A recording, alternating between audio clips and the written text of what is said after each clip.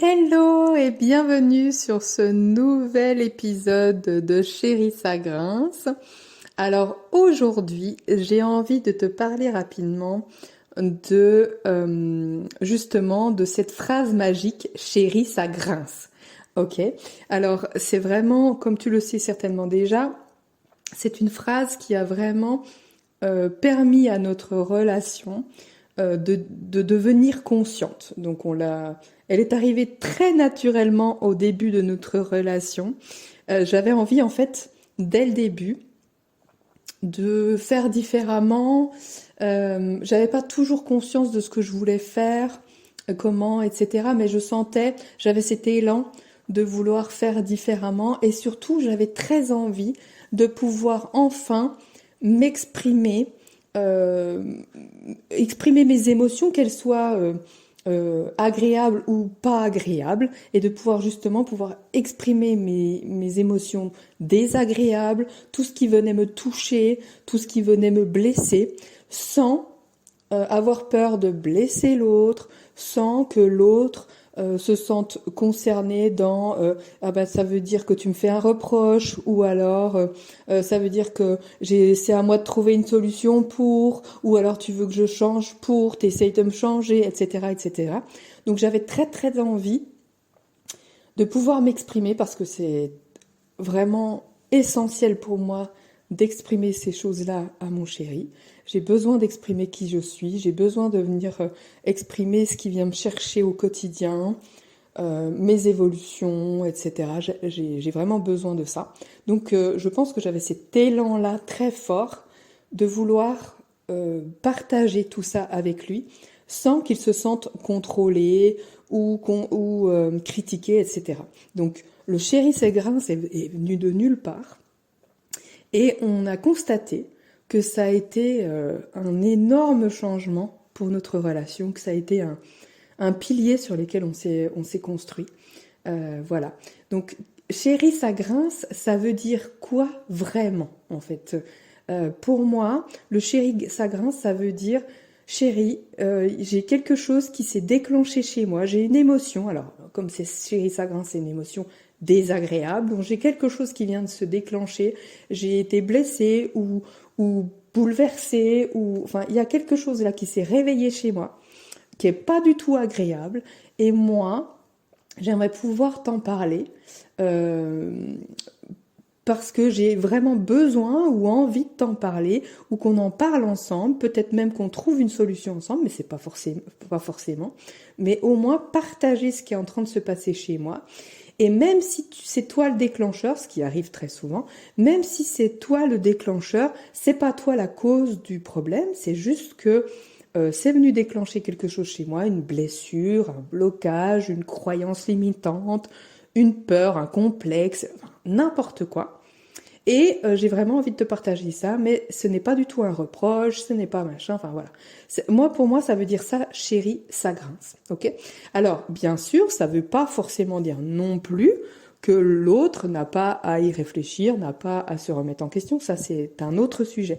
Mais en fait, quand on dit chérie, ça grince, pour moi, ça veut dire, en tout cas c'est comme ça que moi je le dis, ça veut dire, là je te parle de moi, j'ai envie de te parler de moi, de ce qui est en train de se passer chez moi, dans une situation qui quelquefois est commune. Donc il s'est passé quelque chose dans le couple, ou pas, voilà, mais même si c'est quelque chose dans le couple, même si c'est l'autre le déclencheur, là, c'est chez moi qu'il y a quelque chose qui se joue et j'ai envie de t'en parler parce que, bah, je sais pas, peut-être que j'ai juste envie de partager ça avec toi ou alors parce que je sais qu'en le partageant avec toi, eh ben, ça va s'éclaircir dans ma tête et que je vais de pouvoir mettre des mots dessus et bah, tout de suite ça va sortir de moi et mes émotions, c'est bon, c'est réglé ou alors je vais comprendre un truc ou alors on va en parler ensemble et ben tes éclairages vont m'aider à ou on va peut-être même trouver une solution ensemble, etc. Ok? Mais c'est vraiment pour moi, chérie Sagrin, ça veut dire je parle de moi. Je parle de moi. Je te parle de moi et j'ai envie que tu écoutes ce que j'ai à te dire. Ok? C'est vraiment un partage pour moi, vraiment. Alors, chérie, ça grince, qu'est-ce que ça permet dans une relation? ça permet, moi je trouve ça, pour moi c'est une phrase magique, comme beaucoup d'autres d'ailleurs, il y en a d'autres que je vous donnerai aussi au fur et à mesure, et vous en trouverez à vous, j'espère. C'est une vraie phrase magique qui permet à chacun de reprendre ses responsabilités. C'est-à-dire que là, justement, comme je vous le disais, il y a un moment donné, on parle de soi, on n'est pas en train de vouloir contrôler d'autres, changer l'autre, etc. Donc, on est en train de dire à l'autre, je prends mes responsabilités en te disant que là, voilà où j'en suis, ce que ça a déclenché comme émotion, où ça vient me chercher, quelle croyance, etc. ou pas, suivant ce qu'on trouve ou ce qu'on trouve pas, peu importe. Mais ça vient reprendre cette responsabilité-là. Et bien sûr, l'autre peut prendre ses responsabilités dans la même situation, en se disant, bah tiens, qu'est-ce qui grince chez moi, ou qu'est-ce qui s'est joué chez moi s'il y a eu quelque chose, etc. Donc chacun reprend ses responsabilités. Ce que ça permet également, c'est que l'autre nous écoute vraiment. Parce que forcément, quand on n'est pas en train de dire à notre chéri oui, tu m'as fait ça, tu vois bien, ça m'a fait mal, et puis gna gna gna, et puis moi j'ai envie que tu changes, et puis j'en ai marre de ça, forcément, en face, c'est beaucoup moins facile d'écouter. Hein, on est sur la défensive, forcément, on veut se justifier, se défendre, etc., etc., etc. Donc là, ça permet de se dire, ok, c'est pas de moi qu'il s'agit, je vais écouter ma chérie ou mon chéri, je vais l'écouter vraiment, parce que là, elle me parle de quelque chose qui la touche, de quelque chose qui est important pour elle, etc. Donc là, il y a une vraie écoute de l'autre, et bien sûr, par extension, forcément, ça nous permet d'oser nous exprimer. Des deux côtés d'ailleurs, hein. C'est-à-dire que forcément, c'est plus facile aussi à dire à l'autre, bah écoute, voilà ce qui se joue chez moi, plutôt que à chaque fois qu'on dit quelque chose, eh ben ça part en pugilat parce que chacun a l'impression que c'est la faute de l'autre et que gna gna gna, et donc ça part en pugilat, on n'ose plus s'exprimer, on n'ose plus du tout dire que là il y a quelque chose qui va pas chez nous, que là on est triste, que là on est en colère, que là on est bouleversé, qu'on est blessé, etc. On peut être blessé par quelqu'un, par exemple, et reprendre sa responsabilité dans le fait d'être blessé. Il y a un moment. Après, bien sûr, celui qui blesse, il aura forcément peut-être une responsabilité à prendre ou pas, suivant la situation, mais chacun a sa responsabilité dans l'histoire. Donc, ça permet d'oser enfin s'exprimer, que ça soit des émotions joyeuses ou pas, parce que si on ose exprimer des émotions désagréables, qui grincent fort des fois, eh ben c'est pareil, c'est plus facile d'oser aussi exprimer sa joie, sa tendresse, son amour, etc., etc. Donc c'est du bonus sur tous les plans. Ça permet donc aussi par extension qu'on devienne une vraie équipe dans notre couple, puisque forcément chacun reprend ses responsabilités, chacun s'écoute, chacun peut s'exprimer. Ça permet de mieux nous comprendre, donc c'est tout un processus de croissance dans la relation qui permet d'installer une vraie communication consciente, de plus en plus consciente, etc. Voilà, donc c'est que du bonus. Ça permet également de mettre le doigt sur nos blocages à guérir, à dépasser, à affiner, à déconstruire, à comprendre, etc. Enfin, n'importe quoi. Peu importe. Mais voilà, ça permet de se dire honnêtement, au lieu de rejeter la faute sur l'autre, de se dire, ok, là, il se passe des choses en moi. Qu'est-ce qui se passe en moi? Qu'est-ce qui vient me chercher? Et du coup, ça permet vraiment de découvrir, de mettre le doigt sur nos blocages et là où on en est. Et ce qui est génial, parce que ça nous permet de choisir aussi ce qu'on veut en faire de tout ça. Donc, toujours plus de conscience, toujours plus de choix, beaucoup plus de liberté, etc. Alors, par contre, qu'est-ce que ce genre de phrase ne permet pas? Chérie, ça grince, ça ne permet pas de changer ou de contrôler l'autre. Alors ça pourrait, parce qu'on peut faire... c'est comme la CNV, on peut avoir plein super phrases, de super moyens de communication, on est super doué, on est un super communicant, on sait exactement quel mot mettre, pas de tu, un je, et puis il faut faire ça, et puis il faut mettre ça, et nania pour pas blesser l'autre, etc. Et en fin de compte, derrière, on peut mettre une intention de contrôle, de se dire ah ben oui, alors là je le prends par le sens du poil parce que comme ça, en sachant communiquer, ben en fin de compte je vais lui montrer, je vais lui montrer que ça me plaît pas et que je veux qu'il soit comme ça et qu'il fasse ci et que gna gna gna et que gna gna gna. Bon ben ça c'est raté en fait, c'est pas du tout le sens de ce genre de phrase magique qui peut transformer qui peut vraiment transformer une relation.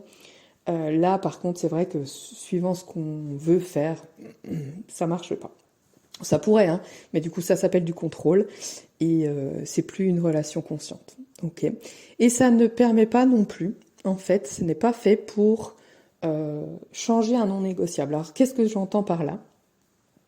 Pour moi, il y a deux types de situations. Justement, ça permet de mettre le doigt donc sur nos blocages, ceux qu'on peut transformer, changer, ceux qui peuvent nous permettre d'avancer dans la vie, de grandir, de se sentir de mieux en mieux, etc. De s'épanouir, enfin voilà, tout ça. Et puis, il y a des situations où on va mettre le doigt sur quelque chose qui est essentiel pour nous, qui est non négociable, qui est quelque chose qui ne peut pas être changé à l'intérieur de nous. Et des fois, une situation vient mettre à mal un essentiel qu'on a à l'intérieur, et on se demande si c'est un blocage qu'il faut encore qu'on dépasse, etc. Mais en vérité, il y a des situations, ça de toute façon j'y reviendrai dans un autre podcast sur les non négociables parce que c'est super important. Il y a des situations où on ne peut pas, entre guillemets, se changer sans se perdre. C'est-à-dire qu'il y a des essentiels à l'intérieur de nous, des non négociables comme ça, par exemple des valeurs, que si on essaye de le changer, de transformer, de le diminuer, de le transformer à la guise de l'autre, pour que ça colle à l'image que notre chéri veut, on se perd soi-même, on s'éteint, on ne se respecte pas, etc., etc. Mais bon, ça, j'y reviendrai sur les non négociables sur un autre podcast. Ok, alors, les phrases magiques, vous l'avez compris, moi je trouve ça génial. Comment on peut adopter une phrase magique dans notre couple ? Déjà, il faut commencer par en choisir une. Donc que ça soit Chérie ça grince ou une autre, il y en aura d'autres que je vous donnerai, et puis il y en a plein qu'on peut trouver et que vous pouvez aussi vous faire confiance et en trouver une à vous. En tout cas, tester, c'est génial. Une fois que vous en avez choisi une, que vous avez envie de tester, utilisez-la le plus souvent possible et expliquez-la. C'est-à-dire, on n'arrive pas dans son couple où on n'a jamais fait ça, et tout d'un coup on arrive et chérie ça grince, gna gna gna gna gna, voilà pourquoi, gna gna gna, voilà parce qu'il se passe les mois, gna gna gna. L'autre en face, si on n'explique rien, il va prendre les mêmes schémas d'habitude, les mêmes schémas du couple qu'on a l'habitude de perpétuer depuis le début de notre couple, et boum, ça va faire match de ping-pong, tac, tac, tac, tac, comme d'habitude. Oui, quoi, ça veut dire quoi ? Et puis, gna gna gna, t'es en train de me faire un reproche, etc. Bon. Si on commence avec ce genre de phrase, expliquez-la. Chérie, ça grince. Voilà, il se passe quelque chose en moi. Même si t'es le déclencheur, t'inquiète pas, c'est pas du tout un reproche que je te fais. Vraiment, j'ai besoin de partager ce qui est en train de se déclencher chez moi. Il y a une émotion, il y a quelque chose, et je voudrais vraiment te partager ça, parce que c'est important pour moi de te le partager, etc., etc., etc. Et ça, aussi longtemps qu'il le faudra. C'est-à-dire que ça suffira certainement pas de l'expliquer une seule fois. C'est quelque chose qu'il va falloir mettre en place petit à petit pour que celui en face comprenne qu'on n'est pas en train de l'attaquer, comprenne que les enjeux sont différents, que la communication est différente. Donc là, il faut laisser le temps aussi, hein, le temps au temps, et être patient d'expliquer les choses. T'inquiète, c'est pas du tout ça, etc. Autre chose que je voulais vous dire, justement, je vous en ai un peu parlé tout à l'heure déjà, c'est vraiment attention à l'intention que vous mettez derrière. Si derrière, vous mettez une intention de colère, une intention de reproche, une intention de contrôle, une intention, quelle qu'elle soit, ça peut pas marcher. Le chéri, ça grince, ça marchera pas dans le sens où votre chéri ne le prendra jamais comme quelque chose où il peut vous écouter totalement, puisque il sera toujours sur la défensive, forcément, s'il sent votre colère, s'il sent qu'il y a des reproches derrière, que s'il y a du contrôle, etc., il n'y aura jamais ce moment d'écoute. Il n'y aura jamais ce moment magique où, enfin, tout le monde dépose les armes en mode on s'écoute, on s'entend, on se comprend. Voilà. Donc, il y a vraiment besoin de faire attention à l'intention que vous mettez derrière. Ok ? Et puis, une petite chose aussi que je voulais vous dire avant de vous quitter. Quand on installe quelque chose, d'ailleurs ça marche pour tous les changements que vous voulez adopter dans votre couple ou ailleurs d'ailleurs, ce n'est pas pendant les crises qu'on apporte le changement. C'est pas qu'on installe le changement. C'est vraiment entre les crises. Alors bien sûr, pendant une crise, ça peut pas faire de mal d'essayer de communiquer plus doucement, plus calmement, avec plus de confiance, etc. Bien sûr, ça peut pas faire de mal. Par contre, c'est pas là que vous allez les installer, c'est pas là qu'il va y avoir des choses qui vont vraiment être magiques et qui vont vraiment changer la donne. C'est entre les crises que vous allez semer quelque chose de différent, avec patience, avec douceur, avec amour, etc., avec tout ce que vous êtes vous, quand vous êtes au top de vous, en fait. Et c'est pas dans les crises qu'on est dans le top. Dans les crises, c'est les schémas qu'on connaît, surtout en plus si ça fait longtemps qu'on est ensemble. Les schémas, c'est ça revient du tac au tac, hein, ça revient tout de suite. Donc, pensez à mettre en place des choses entre les crises, pour que pendant les crises, il y ait quelque chose déjà qui soit transformé, que vous ayez un terrain qui soit plus propice à une discussion consciente, etc. Voilà. Ok, alors, dites-moi, vous, quelle phrase magique vous avez envie d'adopter, si vous avez envie d'essayer. Qu'est-ce que vous avez eu comme prise de conscience pendant cet épisode, etc. Je serais ravie d'avoir tous vos retours.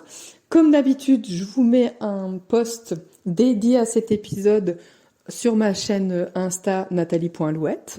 Et comme d'habitude, il y aura un tirage au sort des commentaires pour gagner votre rendez-vous Clarté Express.